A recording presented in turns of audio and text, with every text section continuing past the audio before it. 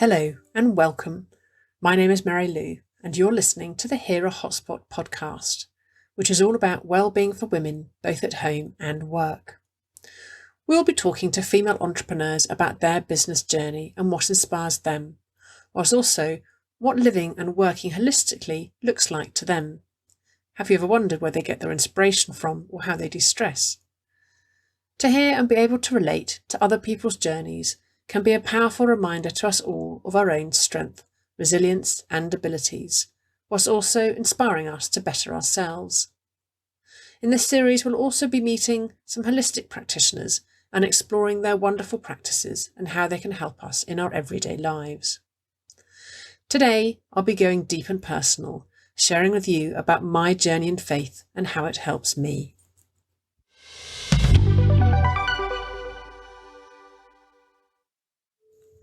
So today I wanted to talk about faith. And for me, it's a huge part of my life. And it's something that I want to touch on with my clients moving forward. And I've realised that unless I am prepared to be open and vulnerable in disclosing how I feel and how it's helped me, I can't expect that of the people I work with moving forward. So this will really be the first time that I've explored this publicly. There's no need to, really, is there? We all have our own way that we work and we don't necessarily need to share it. But if it helps people move forward and recognise where they are, then I'm really happy to open up. So I was raised by a Catholic mother. She wasn't what I would call a staunch Catholic, but she needed her faith. She had been brought up in a convent during the war, and it was all she knew, really, sort of mass twice a day. And it was a parameter, a structure that she was so used to and was familiar. I don't think it really occurred to her to do it differently. My father had adopted the Catholic faith when he married her. So although he ticked the boxes, I don't think it was such a dominating force in his life as it was for my mother. And I'm sure for any Catholics out there, they'll recognise that it has a guilt nature to it. You're forever asking God forgiveness for things you've done wrong in confession. You're never made to feel positive or that God, I suppose, was loving in the bigger picture. I think you had to seek approval at all times. So this was fine. I knew no different. I remember a lot of church when I was younger. I remember kneeling, being tiny and sucking the pews. I was so small and the taste of varnish in my mouth. And I remember really for my relationship with my mother, who was a very practical person and found it quite hard to be loving, that it was one of the few times that she would take my hand in church and tickle the palm. And this used to thrill me because I didn't get that at home. Being the youngest of five and 5 children under the age of 7, you can imagine it was fairly chaotic and noisy, and there didn't feel there was much time for individual love or attention.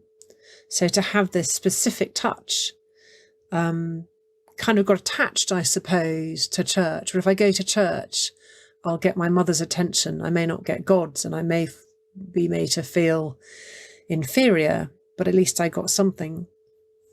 So it was quite complex in its own way. So this carried on until it led to a disappointment on my mother's part when she found out that at 19 I wasn't a, inverted commas, a good Catholic girl. And this challenged her so much And I'm sure some of that actually was tied up with the fact that I was the youngest of 5. You know, everyone, all teenagers have challenges, and maybe I was her last hope. Maybe I was her baby. I don't know. We've never really visited it or talked about it. But the challenge was so great for my mother that it's very hard to know to how much detail to go into, if I'm honest. She rejected me as a person, emotionally and physically, in some quite dramatic ways. And at the time, I was sat down with a Bible, and this was really the first time she had gone full-blown Catholic on me. And in a horribly tense conversation, she said basically I had sinned, and God and she couldn't love me if I continued to have out-of-marriage relationships. But if I changed my ways, it would all be fine, and I'd go to heaven, and it would all flow again. And compared to my children, I was quite a late developer. My own children, who my eldest is 21, I'm always amazed at their maturity and their growth and sense of self. But I was not there. At 19, I was really like a 15, 16-year-old. And I didn't know what to do with this pressure, with this expectation, with this judgment. But I knew in the core of me that it wasn't tenable to stay, that it was not right to live under those conditions. So I left home under a cloud and carried on. And relationships eased. My mother started talking to me after a year. And they were repaired to a degree where normal life was resumed. So this, I didn't, from a faith perspective, I didn't shift. I didn't go to church when I wasn't at home, when I wasn't visiting my parents. And I'd always been interested in the afterlife and psychics, and would read stories like that. But my Catholic side of me wasn't shaken until sort of 15 years later, when I was divorcing my first husband. This again challenged my mother so much, and in the eyes of God, it wasn't approved of or allowed. That again, what played out when I was 19 started playing out again. That quote unquote, my happiness was irrelevant, and I had a duty and responsibility to stay with my husband and keep the family for my children. I found this so pervasive and overbearing that I actually visited the Catholic priest in my hometown, who was equally shocked and reassured me that actually my happiness was relevant, and I had a right to leave my husband if that's what I truly wanted to do. So leaving that church that day, it felt like a massive weight came off my shoulders. No longer did I have that judgment and the promise of a hell, basically. in my mother's terms, when you're brought up with heaven and hell, although I was a grown woman, it's still there in the back of your mind that you were a disappointment and not being a good person. So moving beyond that, I remember reading a book called The Conversations with God. And it's one of those books that kind of falls off the shelf. It's one of those books that you read when you're meant to read it, that comes into your life. And whether you buy into the premise that the chap writing the book is basically a conduit for God's words, the theology of it, the concept of it, blew my mind. That God had a sense of humour. That was my biggest wow. And that regardless of our choices, that God loved us. Regardless. No judgment, no disappointment, no guilt, no fear. And after 35 years of thinking, I'm going to have to apologise to my mum, and I apologise to God for being disappointing, for not following the rules, I can't tell you how light I felt. So combined with that, I was also exploring crystals and energy medicine. It's where my first love came in, and homeopathy. And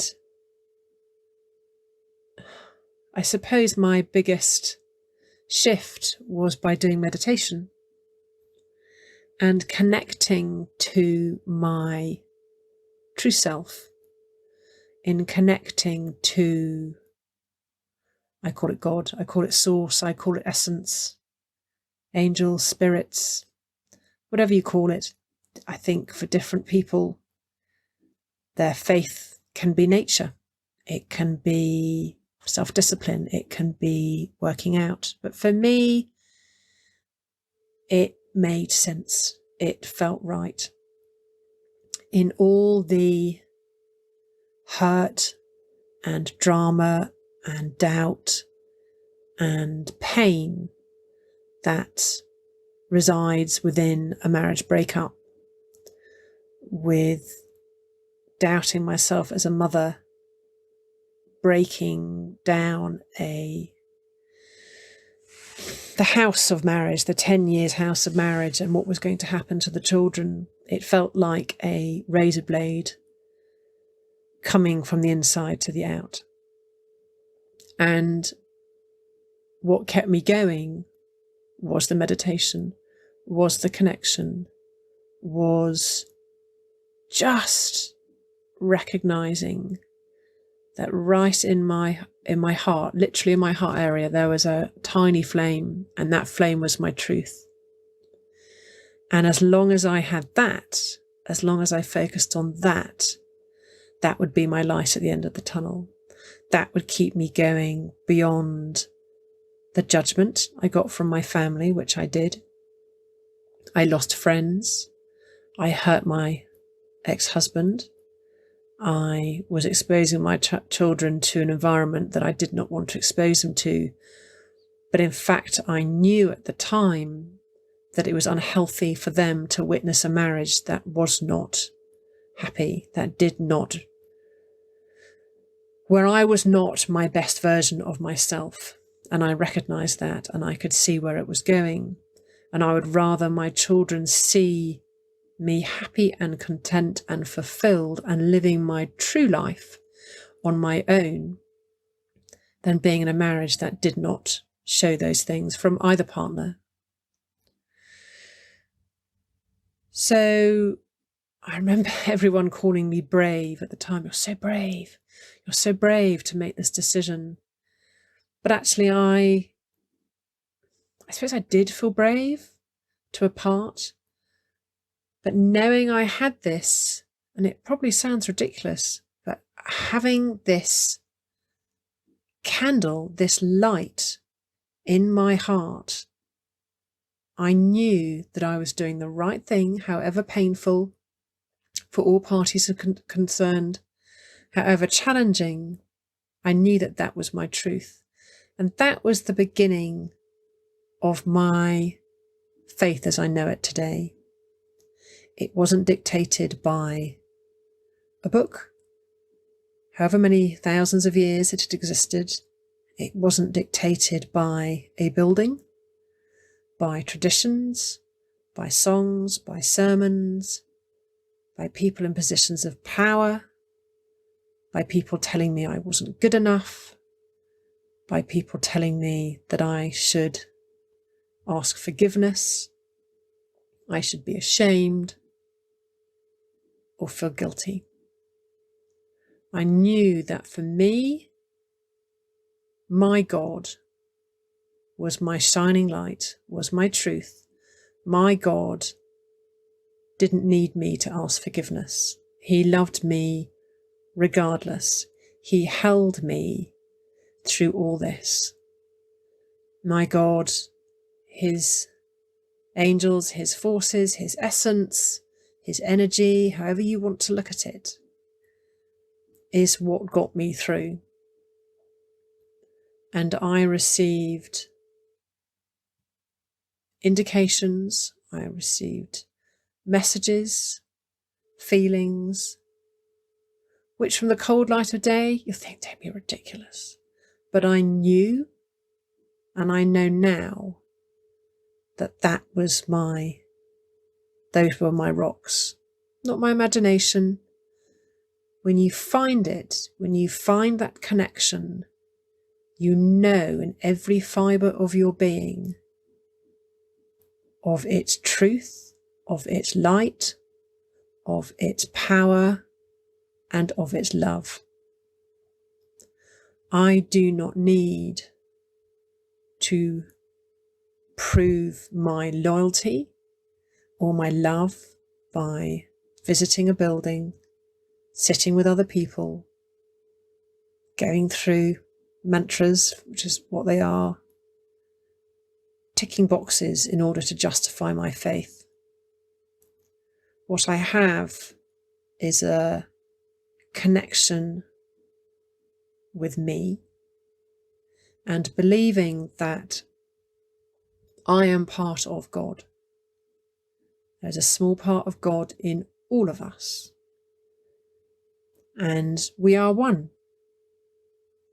And by connecting with the love of self and the love of God, and with your allowing that to be your integrity, your plumb line, your source of right and wrong and knowledge and truth, guides me moving forward.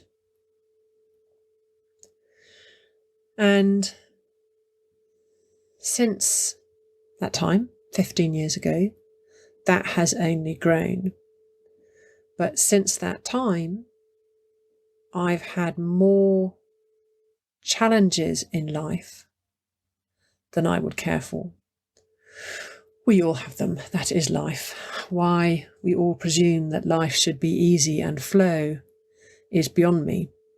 If you did not have the peaks and troughs, we would not grow. We would not find out who we are. We would not discover our strengths and what is important to us.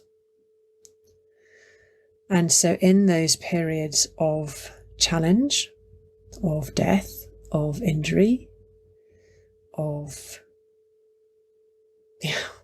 again, without going into detail, what kept me sane, what kept me grounded, what kept me going forward was trust. Trust that I wasn't being punished, that it wasn't just me, that I'm a bad person. This is life. And those challenges, in all their forms, have created the person I am today. They were all, in their own way, a gift.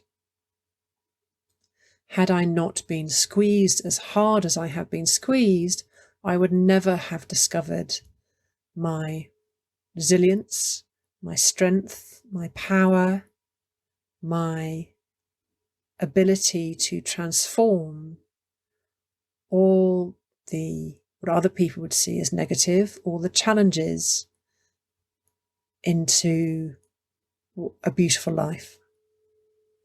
And I don't mean a beautiful life of I live in a huge house, I go on 4 holidays a year. It's not about that for us. I have far from that. I have lost all that.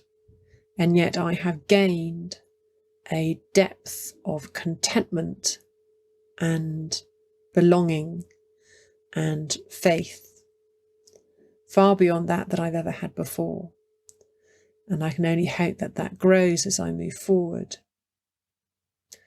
I remember having a discussion with a friend recently about a situation we found ourselves in the end of last year.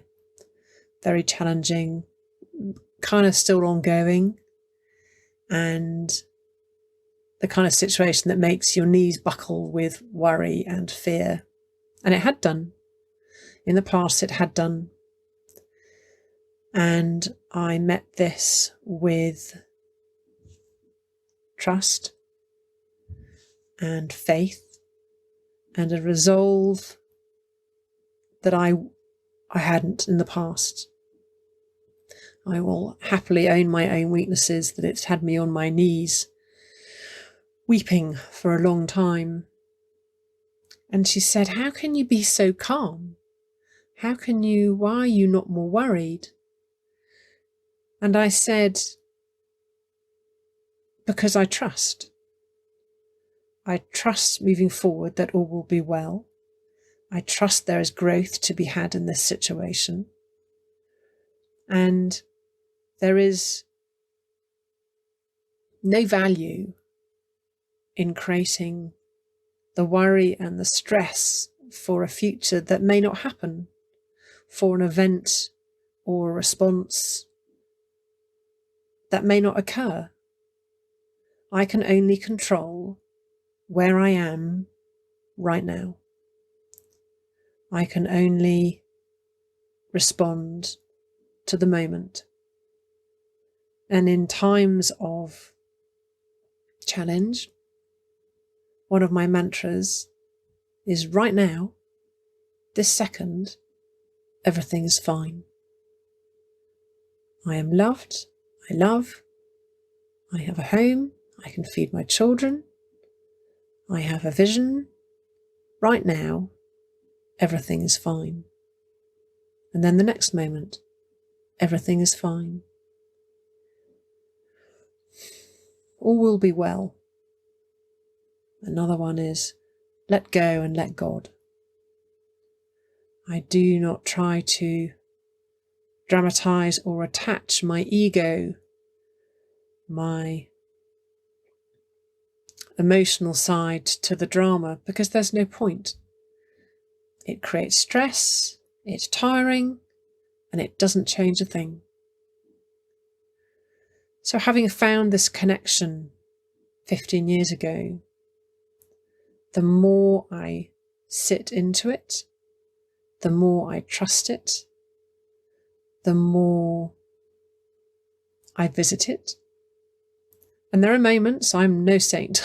I am human. I am a spirit having a human experience. And my humanness can be frustrating because it does get to you every now and then. But I find that when I do my yoga, which I find particularly meditative, and I then do my meditation, or I connect with Source, and I connect with that stillness which is inside of me, which is the part of me that is connected to Source, to the universe, my grounding, that once I connect with that deep peace comes over me, that it gives me the strength and the courage to go, yes, I am human. I'm having a human's experience, but I can still hold on to that connection and that spirit and trust and know that all that is going on around me is a form of learning, is a form of growth, of soul growth. And I would not change a thing. From my husband's injury, to losing people I love, to losing babies, to losing houses, to the businesses I've done, to the ups and downs of it all, has made me who I am today. And I do remember there being a point about 5 years ago when I wore those burdens heavily, and I felt defined by them, but not in a positive way. I felt that that was my narrative, And I came at it from more of a victim mindset. Not why me, I'm never arrogant enough to go why me and not someone else, but they were heavy stories. But I remember being in an environment watching much younger women sharing their stories and recognizing myself, my younger self in their journey. And this sense of weight flipped. And my stories, my experiences, my journeys no longer felt like a burden, but they felt like a deep ingrained wisdom. That they are a wisdom in which I can move forward and impart and help others with. They no longer define me in a negative way, but they informed me and created the ability for me to have empathy and understanding for others. And I don't know if the universe is creating this, but so far, all of the clients I've had, part of their story, part of their issues at the time that we are dealing with resonates with part of my life experience. Maybe the universe is bringing me people that I can identify with, that I can understand. But to be able to share the gift of my learning is beautiful and humbling for me. And if a client thanks me for my treatment, I will always say to them, it's an honour to treat you. And I genuinely feel that. It's an honour for them to share their story with me, to trust me, to hold space for them. And I am honoured and able to share my experience and my learnings with them in order to help them heal. For me, it's beautiful. It's full circle, which is how I think it should be. So I will leave you with that. And just to say that faith does not have to come in forms of structure. It can come in many forms. As I said earlier, whether that be yoga or meditation, it could be cooking, it could be running, it could be being on the beach, it could be looking after your children or your grandchildren. As long as you find that connection and that peace and that trust and the faith that all will be well, then that can be your grounding in this roller coaster that we call life. Thank you so much for listening to the HERA Hotspot podcast. I hope you enjoyed it. Maybe you'd like to check out our Facebook page under HERA Holistic. Next time, I'll be talking to Vic Rendell, physio and owner of the Health Hub in Kingsbridge. I've known Vic for many years and I'm really looking forward to spending some time with her and listening to her insights on growing and running your own business. Until then, take care.